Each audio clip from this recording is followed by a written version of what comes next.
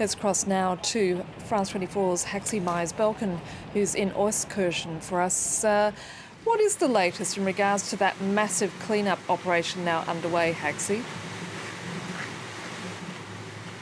Well, we've been around various parts of Western Germany where floodwaters have wrought devastation in recent days, and scenes like this behind me are absolutely everywhere. Upturned cars, parts of roads that have simply fallen away. It really is hard to overstate the extent of the destruction here. Angela Merkel was in the small village of Schult yesterday. We were also there. She said she didn't have a word in the German language that could sufficiently describe the extent of the surreal scenes that she was encountered with. Now, we can only attest to the same thing. The scenes that we saw were extraordinary. Homes washed away by the sheer ferocity of that flooding. People's cellars, first floors, completely inundated. The clean-up operation is absolutely massive. Farmers from the entire region coming to offer help where they can with their heavy machinery, but also just normal people coming down, often with buckets to help take that mud out of people's homes, people's businesses. Now, the German finance minister has already said that 400 million euros of federal aid are going to be made available to the victims of this flooding.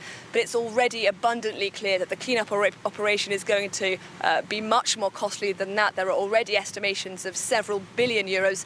It's also going to take a very long time, years certainly. Could this high death toll been prevented? Well, as the death toll continues to mount across Germany, people are asking how a country as wealthy, as developed as Germany couldn't prevent such a high death toll.